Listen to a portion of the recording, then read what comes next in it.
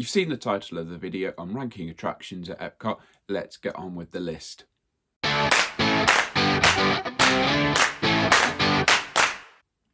So first up, I need to discuss an admission that I had from my previous video, from my previous list and at Hollywood Studios, and that's Slinky Dog Dash.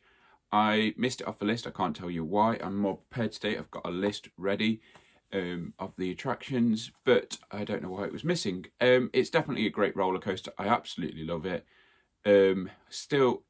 My list will be number 1, Vulcan Smuggler's Run. Number 2, Rise of the Resistance. Number 3, Mickey and Minnie's Runaway Railway. Number 4, Hollywood Tower of Terror. Number 5 would be Toy Story Mania. And number 6 would be Slinky Dog Dash, with everything else moving down a place. So sorry about that. Don't know why it's happening, but let's move on to EPCOT today. So EPCOT, I'm looking at the attractions and entertainment that is available around the park, and I'm ranking them from my least favourite to favourite. Or another way I'm thinking about it is, if I was in the park right now, which ones would I prioritise? Which ones do I want to go to first, and work from that. So I've bunched a few together, and I've created a list of about 25. So let's get on with it. So starting at number 25 is 2 attractions that are very similar, and it is Impressions de France and Reflections of China. Now, these are the 360 cinema experiences. They are definitely worth going to see because they are technologically amazing. It's fantastic to be able to look around and be in a cinema that is 360. But the reason they are bottom of the list is because I have seen them numerous amount of times. I've seen them a few times, and they've not really been updated from when I've last seen them. So it's a bit, once they get updated, they'll probably move up the list. Like a lot of this list, the pros is that it gets you out of the weather, and it's sort of like it's undercover, so that is definitely a pro for you. If you've not seen them, it's definitely worth checking out. But for me, I've seen them before, I've experienced them, so they're bottom of my list. Number 24 is something that I think I saw as a child. I remember seeing it, but I've only seen it the once, and it's American Adventure. I believe I saw it as a child. I was extremely bored because I wasn't the target audience for this. I had no interest of American history. I didn't care about the animatronics. I didn't understand how big of a technical masterpiece it was, and I just haven't really been back. So it's low down on my list because of previous experience, but I'm not a target audience for this attraction. American history is not something that is part of my DNA. It's not something that inspires me or I care about as much as other things that I'm going to come to later on in the list. I probably will go and see it. Again, it gets you out the weather, but it's not high up on my list because I don't believe I am the target audience for it. Number 23 is a mix of different attractions, but these are what I'm putting together is called galleries. So there's the American Heritage Gallery, Gallery of Arts and History, Stave Church Gallery, House of Whispering Willows, sorry about the pronunciation of this, but the Bujakim Gallery and the Mexico Art Gallery.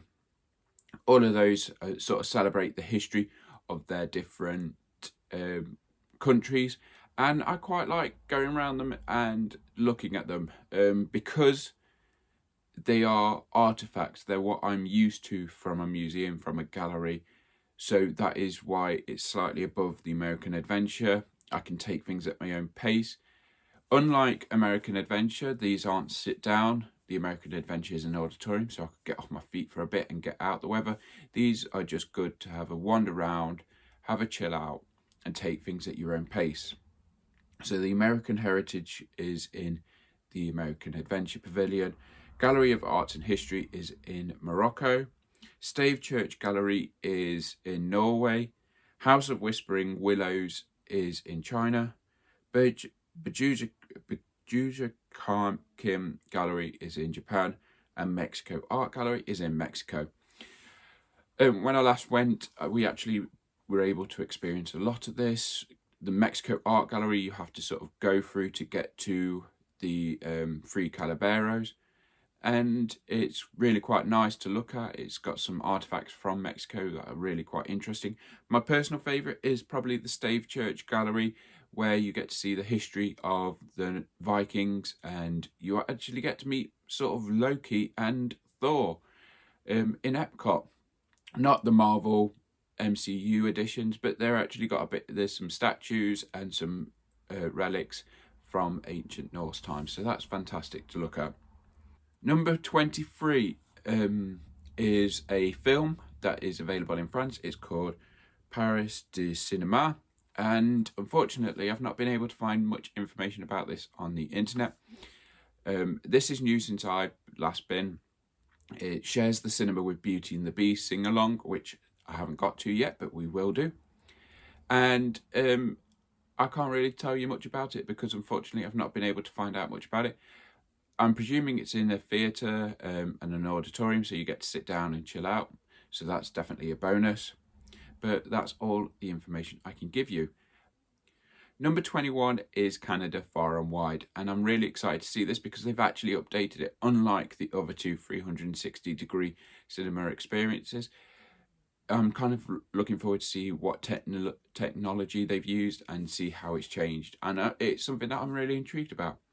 Number 20 is, I've put 3 together here, and they're sort of attractions and experiences that you can do once leaving the main attraction that they're with. So this includes What If Labs, Advanced Training Lab, and Project Tomorrow.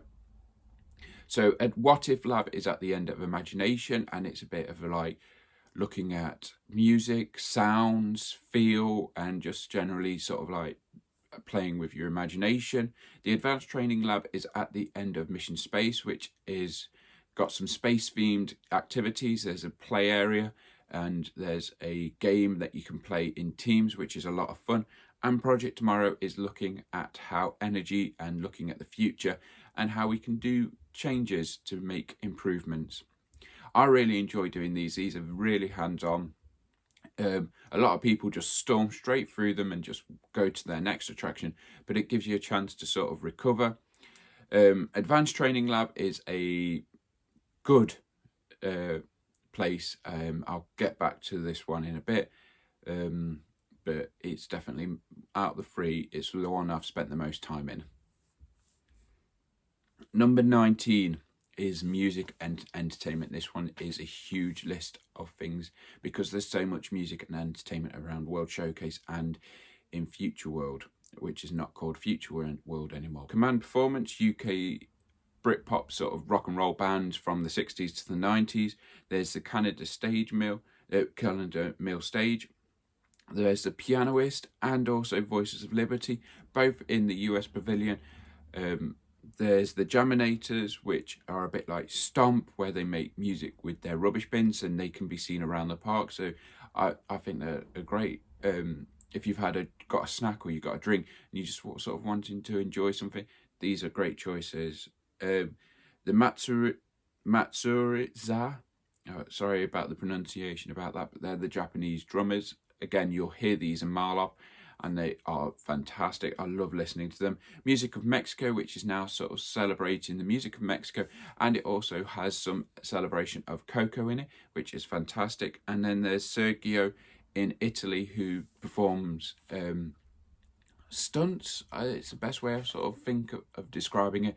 It's breathtaking with what he can do. So again, all of these I think is fantastic. Unfortunately, unlike everything else so far on the list, these are actually outdoor. So if you are feeling hot or you're feeling it's about to chuck it down, these aren't exactly the best locations to go to. But let's face it, if it's chucking it down, these probably won't be performing. But if you've got a snack or you've got a takeaway meal or a drink and you just want to sort of sit down or just relax and take in the environment around you, these are great choices to do for that. And I think that that's something we need to do more in the parks, is just sort of take in where we are and stop rushing from place to place, which is easier said than done. But I think these the music and entertainment that is available in EPCOT help us do that. Number 18 is Pixar shorts. Now, this is a bit of a contradictive one. This makes me a bit of a hypocrite because I have seen all the Pixar shorts. But it's quite high up in my list in comparison to Impressions to France, and Reflections of China. But I actually really enjoy the Pixar films. They make me laugh, they make me smile. There's a bit of nostalgia to them. I love the stories, love the characters. And this is an auditorium where you get to sit down in comparison to the 360-degree cinemas. So this is the reason why this is set higher up than quite a lot of others is I really love the characters. This is something that I really enjoy doing. Get to sit down, get out the weather, and just get to chill. I love the Pixar shorts. I think they're fantastic. Do miss Honey, I Shrunk the Audience. That was the one that I used to go to as a child. Captain EO was before I went as a child, but I have been to see that one. But definitely my heart is for Honey, I Shrunk the Audience. I'd love to know which one you guys grew up with. Did you grow up with Captain EO, or did you grow up with Honey, I Shrunk the Audience, or did you grow up with something completely different in that auditorium? I'd love to know. Number 17 is sticking to the films, and the reason why this one's above Pixar shorts is that I've not actually seen it before, and it's Awesome Planet. This is in the Land Pavilion, and it used to be with the Lion King. I don't know. I've tried to stay away from spoilers, to be honest with you, for quite a few things. But when it was the Lion King, it was sort of like how we can preserve the earth and what we're doing badly about CO2 gases and how we created the hole in the ozone layer. And it's sort of like what humans are doing to damage the earth. And it's sort of like Timon and Pumbaa and Simba all talking about what we can do to change. And I'm presuming it's going to be a bit like that, looking at the planet, trying to see what we can do to save it. So again, something new for me. It's a short video, getting out the weather, and it's a sit down. So those are the three main reasons why it's probably higher up than others. Number 16 is, again, I've thrown a few together, but they sort of quite a good category, and it's Animals in the Sea Base. So if you don't know what I mean, in the seas is a massive tank with lots of different animals. They've got manatees, they've got sharks, they've got rays, turtles, and it's just fantastic to go around the whole sea base, what they call it, and it's just learn about those animals. There's some hands-on areas where you get to sort of like learn about it, like the shark area. I actually love the shark area. Lots of fun in there, and you get to learn about it. I'm going to come back to Sea Base for a couple more attractions, but I'm at number 16 is getting to see the animals and learning about the animals in the Sea Base. If you didn't know, it is absolutely so big that you could actually fit Spaceship Earth in these tanks, so that's definitely something to learn about as well. Number 15, Mission Space. Now, as a teenager, this would probably have been a lot higher up on my list, but in 2018 I went and I decided to do the orange for the last time. I'm not doing the orange side ever again. It threw me about. I did not feel very good, which is why I spent the most time in advanced training lab. After I'd been on the orange, I needed to have a sit down, and it took me about 25 minutes to recover while the rest of my party were off playing games in the advanced training lab. Yeah. Mission Space, if you don't know, is a simulator. It uses real NASA technology to create G-force for you. You've got two choices. You've got the green side and you've got the orange side. The orange side is intense. As I said, it's made me sick now, so I probably won't go on it again unless I lose a bet or something like that. And the green side is a lot more chilled. The orange side goes to Mars. The green side just goes for a trip around the Earth. But you sort of like, yeah, we've launched off. Oh no, stuff has happened. Oh, you're getting thrown around. It's a bit hands-on. So as different compartments. You sort of press buttons that light up or flick switches, but it has no impact on the story that's being told in front of you, unlike in Hollywood Studios, the Falcon ride, Millennium Falcon Smuggler's Run, that has an influence on how you're doing. But yeah, it's fine, it's good, it's entertaining, but it's definitely not one I'll be rushing to anytime soon. Number 14 is the Grand Fiesta Tour starring the Three Calaberos. This is fantastic. It's a great chilled out ride.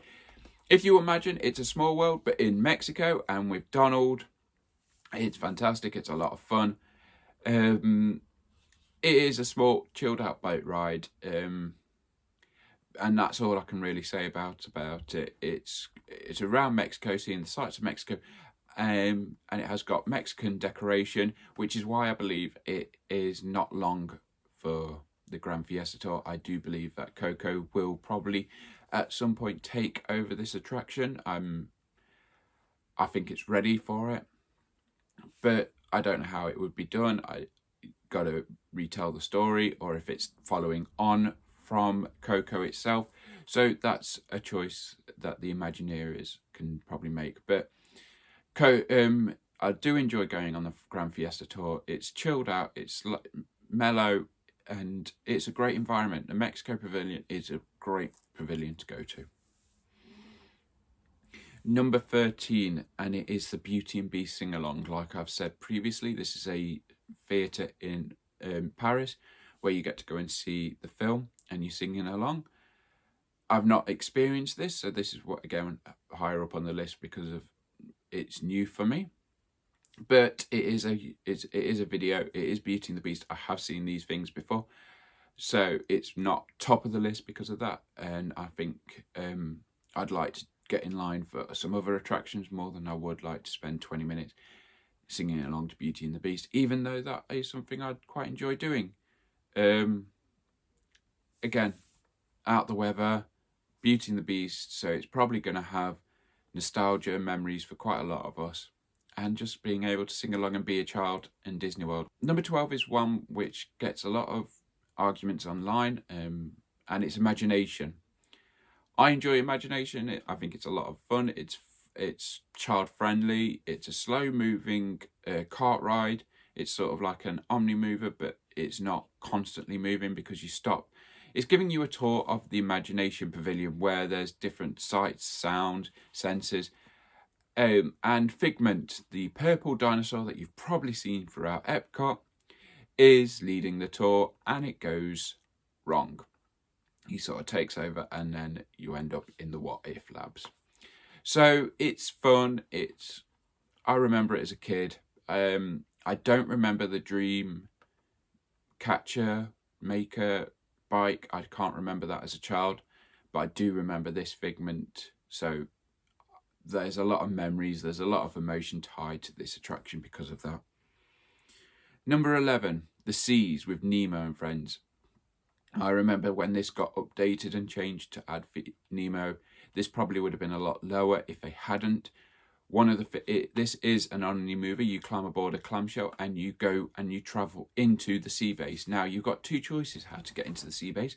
You can use the clam omni mover, or you can walk around and go through the gift shop. Either way is fine. Obviously this is an inside attraction because you're going into the pavilion. And one of the things that I find absolutely most amazing about this attraction is that they project the animation from Finding Nemo, so the characters, onto the glass between you and the animals. So I remember when we first did it, when I first saw it, and there's a ray swimming by while Nemo and Dory are singing It's a Big Blue World. It is a lot of fun. It's really good. It's a good way to get into the attraction. Kids love it. And it's just getting off your feet, you're sitting down, and it's short. It doesn't last long. It's not the top thriller.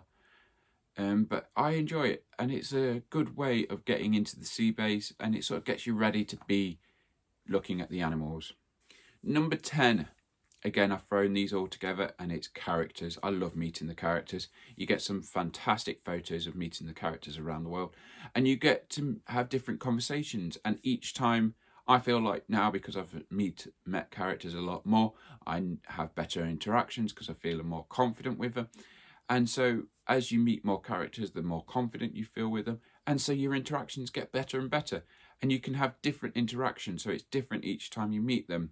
You can ask questions about the characters that are in their films. So maybe you ask Snow White how grumpy he is, if he's cheered up recently, or if Dopey's enjoying himself, and just have a conversation like that. I've met Mulan, I've met Snow White, I've met Belle, but as I say, those conversations can change the interaction, and it can be a different experience from previous ones. So that is, again, why it's number 10 on my list. Number 9 is Living with the Lands. To be honest with you, these two could swap places. I've not got a problem with them, but Living with the Lands is a slow boat ride around the gardens, greenhouses in EPCOT. The food that they grow in EPCOT actually gets served in EPCOT as well, and that's fantastic to learn. And it's just kind of cool to look at how technology can help farming, and what the future of farming is like, and what we can do to help the planet. And it's just sort of kind of cool to look at the way Disney can use a lot of such a small amount of space to grow lots of different vegetables and food. It's just, I really enjoy going on it. It is a very chilled out environment. So if you are feeling rushed, if you are feeling tired, probably Living with the Lands is a great choice to go for. You can sit down and you can chill out. Probably why it's higher up than the characters, because with the characters you can't really sit down. So probably my laziness has chosen Living with the Lands for number 9 because of just that one reason, that you get to sit down. Number 8 is Spaceship Earth, the big sort of icon of EPCOT. This is the big golf ball which you first come to, and it's got an attraction inside. My big tip with this is do not go to Spaceship Earth first, walk past it, and then come back later in the day, because everyone sort of jumps in line first because they're walking past Spaceship Earth. They might as well jump in line for that. You might as well get in line for Soaring or Test Track or another attraction that you're wanting to do more than this one. This is an Omnimover. Again, just to explain what an Omnimover is, I know I've said it a few times, and just to make sure, an Omnimover is an attraction that constantly moves and keeps going, and it's continuously loop unless someone who needs the attraction to be stopped to get aboard. So for someone who might need to move from a wheelchair onto the seat, might need the attraction stopped, but it is a constant moving attraction. I really like it. It sort of looks back through the history of communication. There was talk with updating it, but I'm not 100% sure what's happening with that. That sort of stayed quiet during D23. But I really enjoy it. Again, you get to sit down, you get to chill out, and you get to look at some amazing animatronics. It's a great storytelling element to it. So yeah, and then towards the end, because they've had to update it, because I remember before they'd updated it, they were sort of saying along the lines of, and soon in the future you'll be able to communicate face to face from other sides of the globes. And by that time video calling had already been invented, so they've had to update it, and it's a bit more interactive element to it. So yeah, it's really quite cool, and I enjoy it. Again, chilled out, sit down, nothing to complain about. Number 7 is an attraction that can change every time you go and see it, depending on the audience, and that's Turtle Talk. This is an interactive conversation with Crush. If you've ever been to Stitches in studios in Paris, it's a bit like that, where the audience gets to ask Crush questions about himself or about turtles in general, and you get to learn a bit about it. He shows off different things. Characters from the films might appear, Dory or some of the whales, and you're never 100% sure who might turn up. Again, the reason why this is so high up on the list is because could be a different attraction each time you visit. So it's definitely worth a pop in. It's a good laugh. It puts a smile on my face every single time, and I love going to see this Turtle Talk. I just love it. It's a great choice.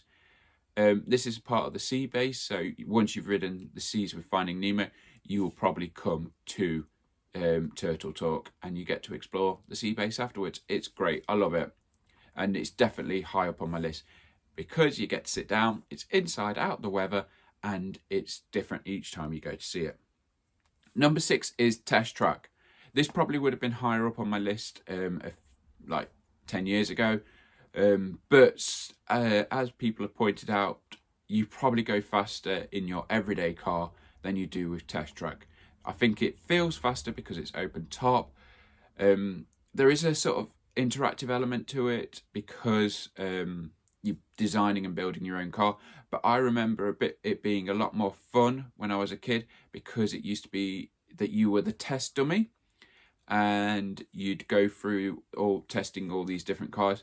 And the bit at the end where, before you zoom off around, because before you get to the attraction, you'll zoom round, you do the crash test, crashing into a wall. And I always used to enjoy that bit, because I remember my mum, first time we'd gone on it, my mum actually thought it was going to be a crash test dummy test thing, and she thought we were actually going to crash into it and screamed. I actually really enjoy it. It's a very, very fast ride. It's one of the longest attractions as well.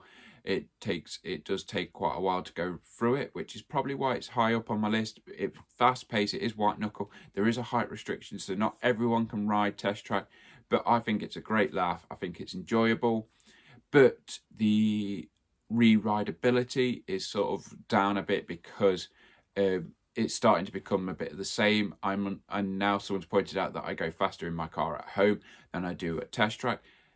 It's sort of taken that element away.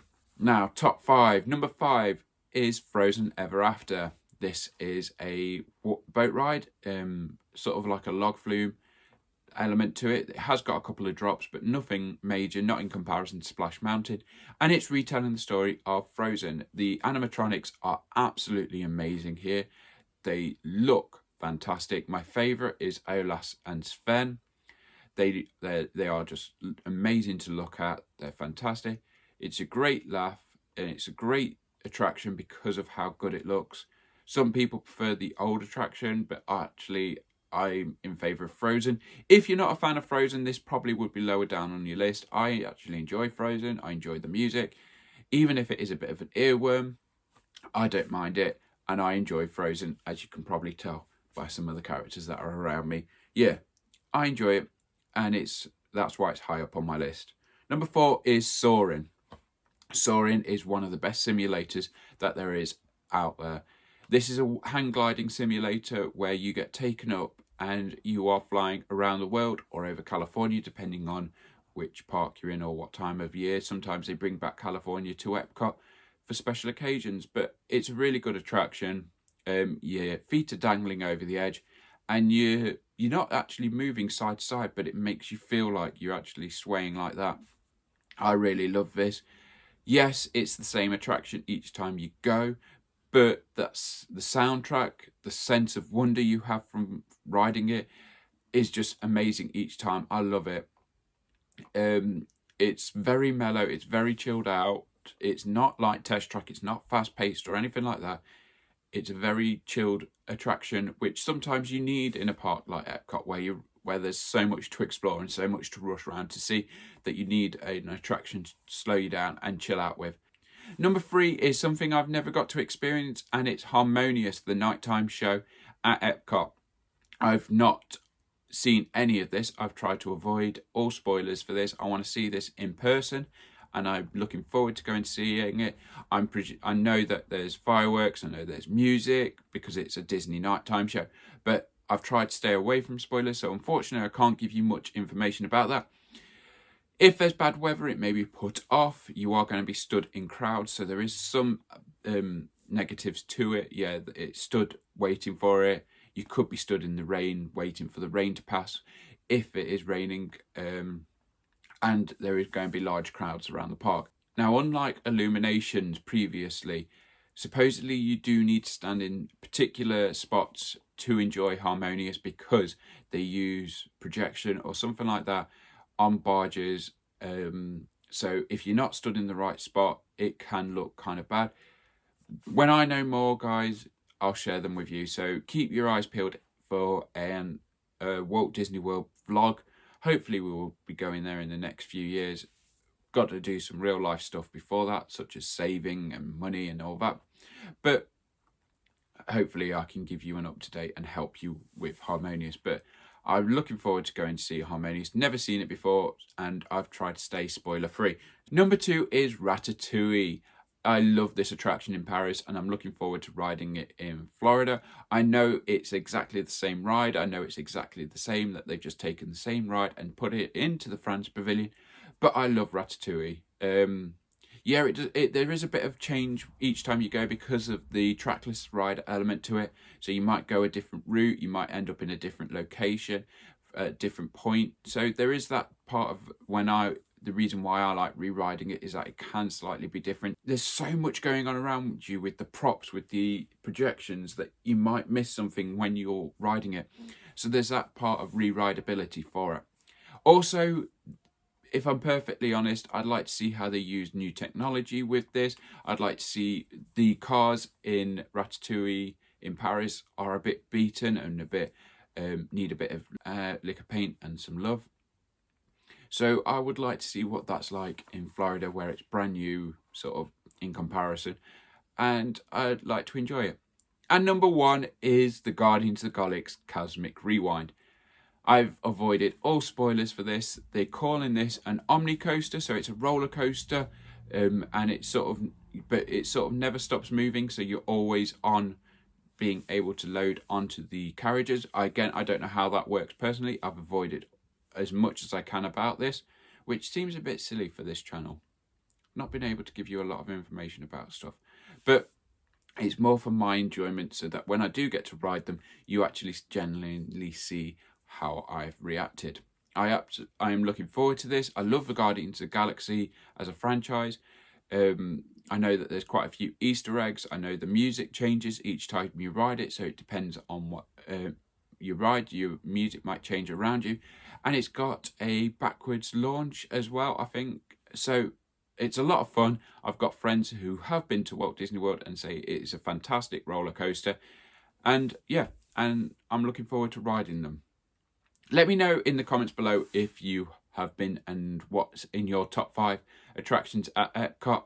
I absolutely love EPCOT as a park. There's so much to explore. There's so much different attractions, and there's still more to come as well. It's continuously changing. There's supposedly still going to be a play attraction, and there's going to be more attractions being added with Moana and others. So it's still in developmental. I might need to redo this list after I go to Disney World, but this is my list right now. So hope you all are having fun, and I will see you all real soon.